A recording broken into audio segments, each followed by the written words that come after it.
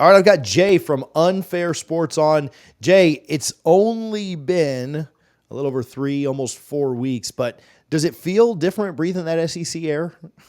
Little bit, right? We got a little lighter, little lightness to our steps now.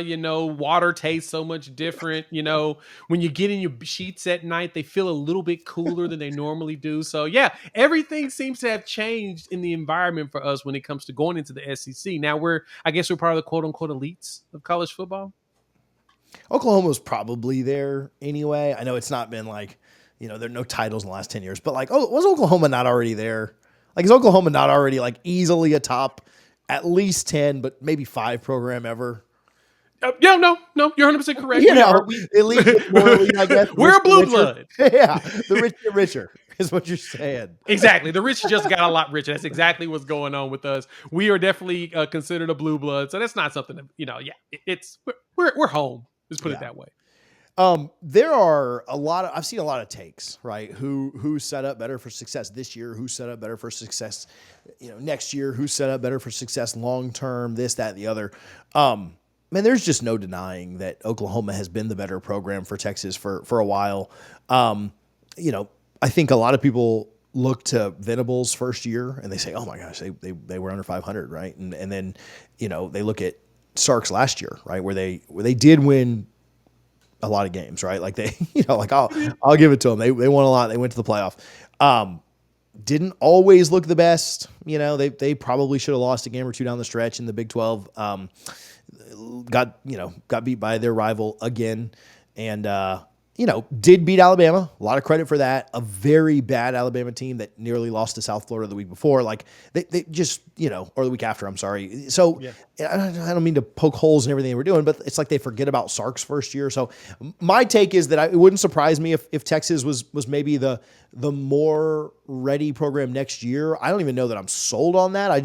I believe that a little bit more than Texas being the better program for the SEC long term. I think they're the louder program. I think that's really fair. I think they're the more boisterous program. I think Oklahoma's the program. Now, that could change, right? Like Oklahoma could stop being the more dominant program that they've been for the last 10, 15 years, 20 years, whatever. That could change. But if history is anything to tell us, like Oklahoma seems set up for success a little bit better to me.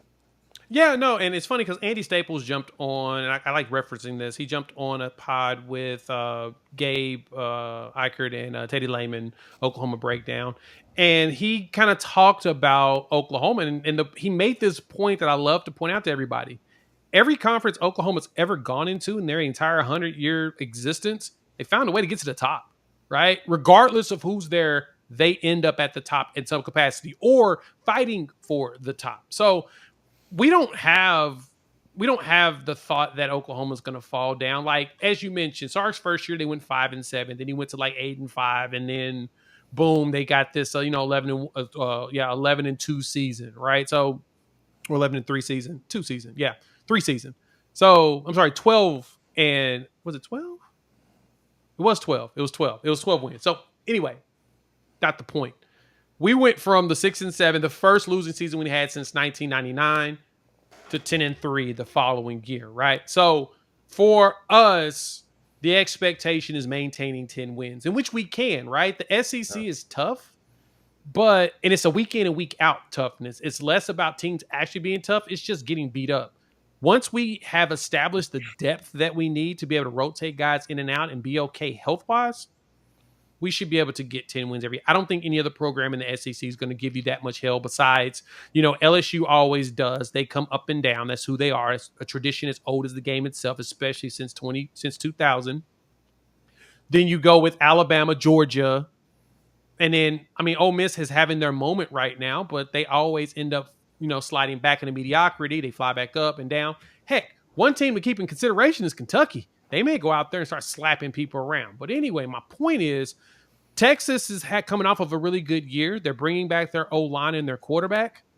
That's really about it. Like, the rest of it's a lot of new makeshift stuff that nobody's giving Oklahoma credit for doing the exact same thing around. Now, our difference is it's O-line and quarterback. So we'll see. But I don't think that Texas is going to be as dominant as everybody believes. We'll have to see if anything, if Quinn Ewers can last an entire season, and if we'll see Arch Manning. That's where the questions come in, right? So it's going to be fun. I'm excited about the SEC. Let's see if these teams are as tough as they claim they are. Oklahoma and Texas, and just kind of thinking back to recent past, and I think it's normal for teams to have just an off week, a week where they don't play very well. And it seems like there was always, and a lot of times both teams would find a way to get out of it. Not always, right? There would be times where Texas and Oklahoma even would slip up once a week, once a year, and they'd win the rest of their games. Like they go 11-1 or 10-2 at worst, but they'd have like just a bad loss, or they'd find a way to win that game, but just slip up, just play a Tulane too close, or play a Kansas too close, or whatever. I think what to me, and you talk about the week in and week out grind, it's really that you just can't have those type of performances in the SEC, as often, right? And not that they were happening super often, but every year and a half, 2 years, you'd have like this is not the way that Texas should look. This is not the way that Oklahoma should look. I mean, Texas had years where they were just really bad overall, but I think that to me that's the big thing, because if you do that against Kansas State, Texas should have lost to Kansas State last year if they could kick a field goal. They lose that game. They should have lost to another one. If you do that against Tennessee, I mean, you're losing, right? If you do that against, even Florida, like you go to the Swamp and do that, as bad as they've been, you're losing, right? And so to me, that's the biggest thing. It is the week in and week out grind. It's you just truly do have to be up every week, because if you have one of those, just those sleepy ones, those are the ones that get you. Oklahoma's going to get up for Alabama. They're going to get up for Texas. Right. They're going to get up for LSU. You don't go into Death Valley and not be up for that. But what about South Carolina coming to town? What about Tennessee coming to town? What about this, that, the other? Those are the ones that I think are almost more worrisome. You mentioned Auburn in another video. Those are the ones that I really feel like, okay, you can't have any of these sleepers in the SEC, because all of these teams have way more talent than any of those Big 12 teams had. Yeah, you can't sleep on South Carolina. You can't sleep on Missouri, right? That's the good thing about the SEC and the way things are lined up. Those teams are ready to go beat you and beat you badly. Like they want to win these games. And you can tell that, because that's why the SEC is considered the toughest, is because all of these schools have invested heavily into the football programs. They care about, heck, Vanderbilt, even though they're building a whole new stadium right mid-season and stuff, which is really, really weird to me. But they care. They care enough that they want to be decent and not always be the bottom feeder. So they're trying to find ways to move up when they can. So yeah, we know that the week to week grind is going to be there, and we run to it. The Sooners. Brent Venables mentioned it at media days in his opening statement and answering questions. We accept that challenge and we run to it. We need that challenge in order to grow and get better. And so it's going to be like that. We'll see if Texas is ready to. Where can people follow your work and they find your work? Unfair Sports here on YouTube, as well as wherever podcasts are downloaded and listened to. Thanks for having me. Awesome. Thanks, Jay.